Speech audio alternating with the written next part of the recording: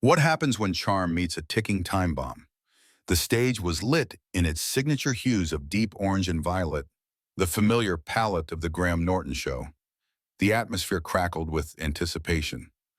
Audience members sipping on complimentary wine and leaning forward in their seats were ready for an evening of wit, laughter, and celebrity candor. No one expected what was about to unfold. Prince Harry entered to raucous applause. Dressed in a sharp black suit, his smile was polite but tight, the kind of grin that tried a little too hard to seem relaxed. Graham Norton stood to greet him with his usual sparkle, clapping his hands and motioning toward the infamous red couch. "Ladies and gentlemen," Graham beamed, "give it up for His Royal Highness, or perhaps we should say, His Hollywood Highness." The audience chuckled, but Harry's smile faltered for a split second. He took his seat, crossing one leg over the other and adjusting his lapel. Graham eased into conversation with his signature charm.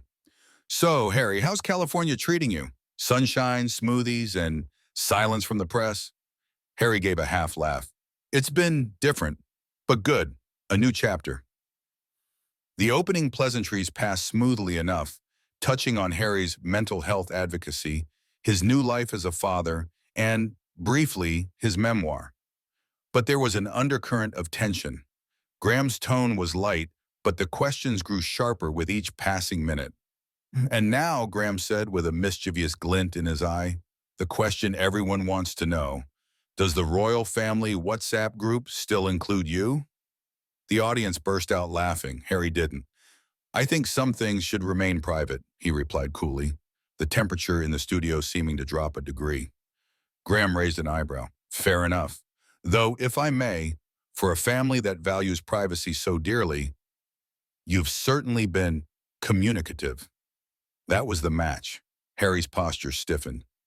"There's a difference between telling your story and being hunted by the media," he said, voice firm. "I don't doubt that," Graham replied. "But many would say you've moved from hunted to headline hunter. Book deals, docuseries, interviews." The audience's laughter had quieted. This wasn't banter anymore. It was turning into something else entirely. Harry's eyes narrowed. "Let me be clear. Telling my truth is not the same as exploiting it. I've lived with the consequences of silence for far too long." "Or maybe," Graham offered, still smiling, "you're enjoying the spotlight more than you'd like to admit." There it was, the crack, the fury beneath Harry's practiced composure. He shifted in his seat. "I came here thinking we could have a respectful conversation. But if this is your idea of journalism, then perhaps I was wrong." Graham didn't flinch. "Respect goes both ways, Harry, so does accountability." The audience was silent now. Even the cameramen seemed to pause. Something real, raw and unscripted, was unraveling on live television. Harry leaned forward. "I won't sit here and be lectured by someone who profits from controversy. And I won't be lectured by someone who only wants applause." Graham shot back, his tone razor sharp beneath the velvet. "This show isn't a safe space for unchecked narratives." Harry stood. Graham stayed seated, calm as ever. "Walking away won't change the questions." "I'm done," Harry muttered, his voice low but shaking with anger. "You've shown your true colors." "And you've shown yours," Graham replied, unmoved, "perhaps more clearly than you intended." As Harry stormed off, the audience erupted, not in laughter but in stunned murmurs. The red chair, still spinning behind him, had never felt so symbolic. Graham looked at the camera. Well, that escalated quickly. The studio was still reverberating with the fallout of Prince Harry's sudden exit. Crew members exchanged nervous glances, wondering if the interview was officially over, or if something even more dramatic was on the horizon. But Graham Norton remained seated, composed, hands gently folded in his lap like a headmaster waiting for a misbehaving student to return. And then, Harry did. Not quite as poised, not quite as prepared, but back. He reappeared through the backstage curtain, eyes stormy, jaw clenched. The audience gasped, half expecting him to continue his retreat. But instead, he returned to the couch. Not to sit, but to stand tall, facing Graham. "You wanted a show, didn't you?" he asked, his voice low and sharp. "You poked, and you prodded, and now you've got your viral moment. Graham didn't blink. Harry, no one asked you to come here, but you did. You chose the platform. That's right, Harry replied, his voice rising, because I believed, maybe foolishly, that this was one show where I could speak as a human being, not just a headline. And yet, Graham said smoothly, you've become a headline precisely because you keep showing up in places like this. The tension was molten now, thick in the air. You think I enjoy this? Harry barked. You think I want to relive trauma just so people like you can make jokes out of it? I think, Graham replied evenly, you've monetized your trauma so efficiently that it's hard to tell where the pain ends and the branding begins. A sharp intake of breath rippled through the audience. Harry's fists clenched at his sides.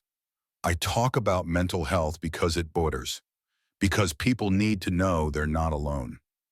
And that's commendable, Graham said. But when that message comes attached to a Netflix deal, a memoir, and a podcast, people are going to ask questions. That's not cruelty.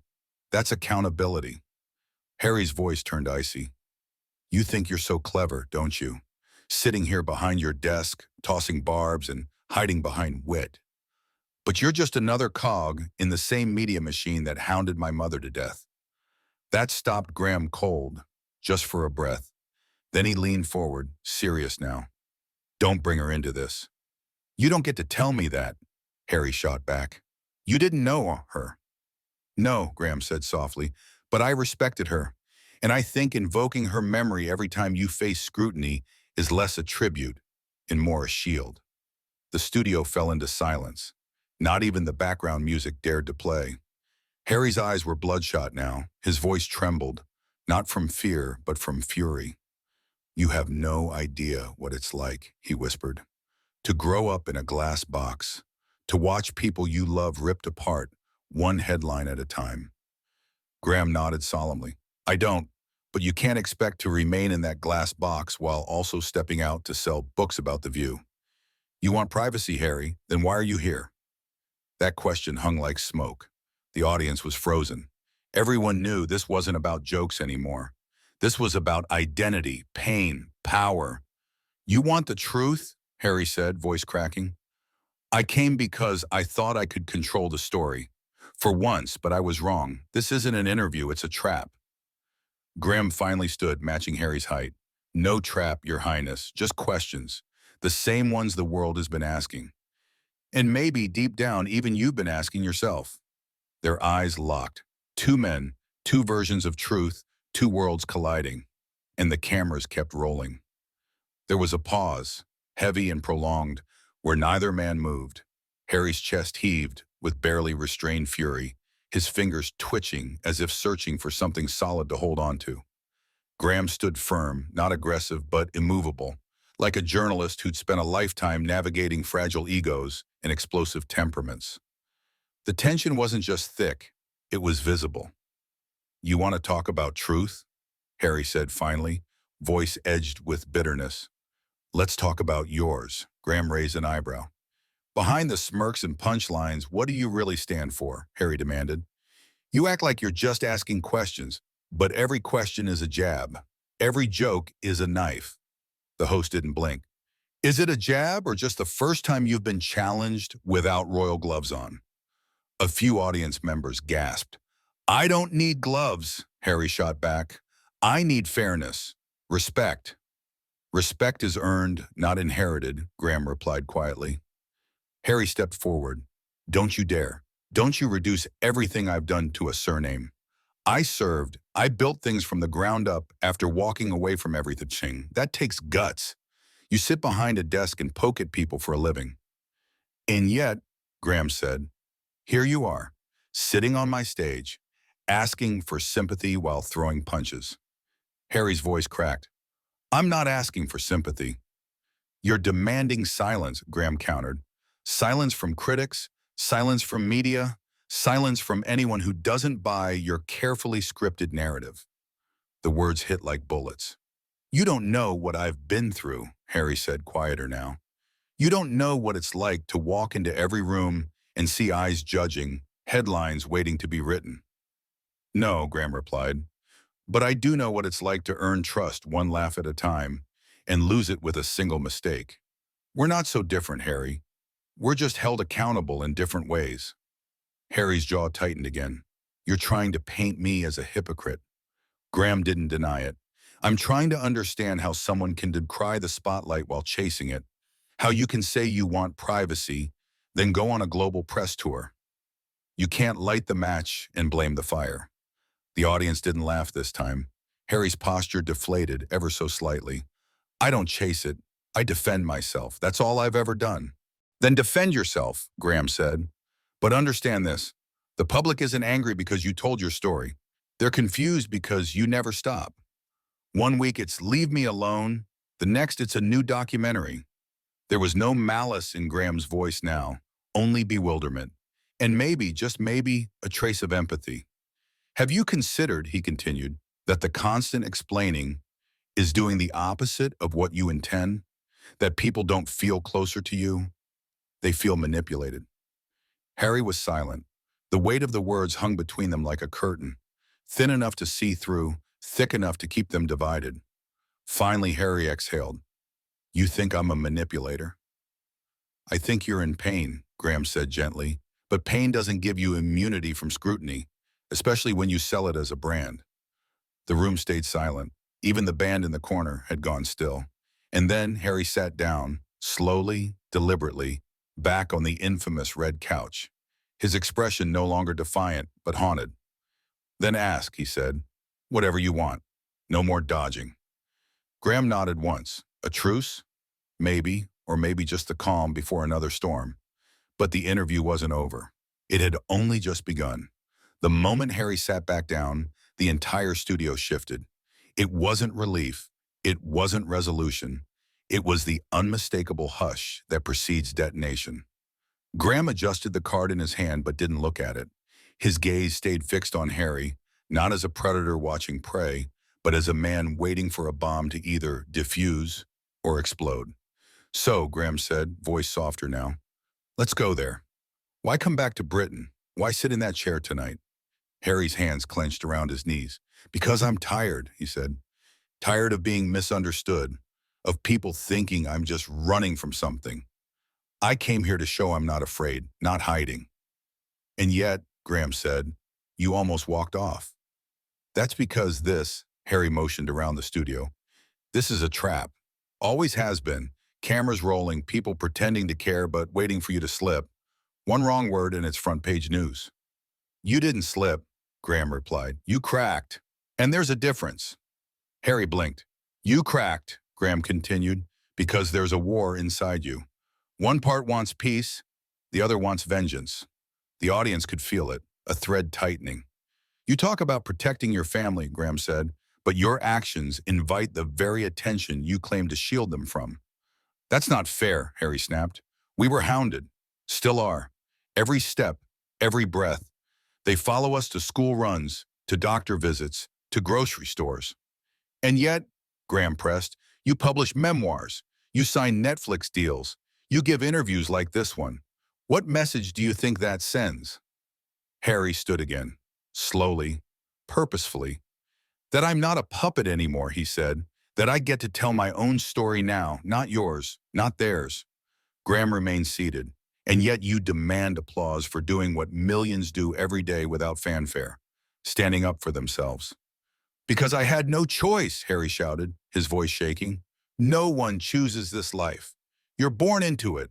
You either drown in it or you burn it down. There it was, the fire.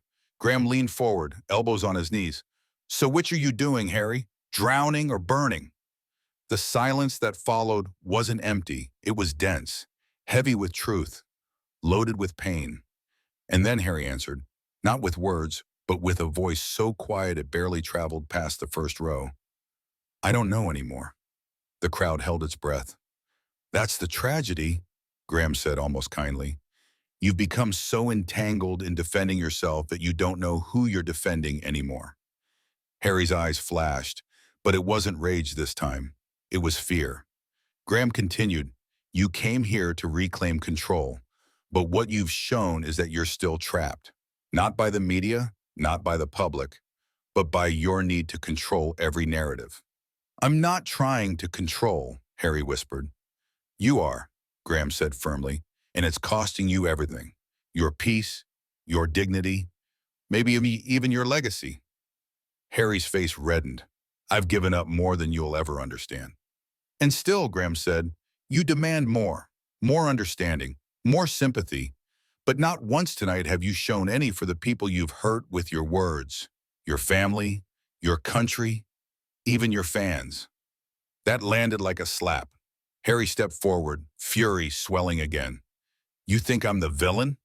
I think you're a man unraveling, Graham said, and if you don't stop tearing everything down around you, there'll be nothing left to rebuild. The studio fell into a surreal stillness.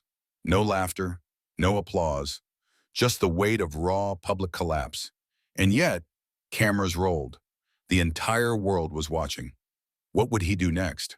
There was a moment, one breathless, suspended moment, where it seemed like Harry might break. Not in anger, not in pride, but in surrender. He stood center stage, his face lit by the cool purple hues of the studio, and for once, he wasn't a prince or a rebel.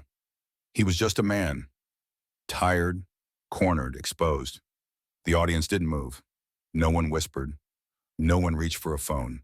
Every eye was locked on him, and still the cameras rolled. Graham's voice was low but steady. You could end this now, Harry. Sit down, say your piece, own it, or you can walk out again and prove every critic right. Harry's jaw clenched. This isn't about critics, he said. This is about respect, dignity, humanity. Things people like you gave it up a long time ago for the sake of ratings. Graham tilted his head. And yet, you're here. Harry didn't blink. That was my mistake.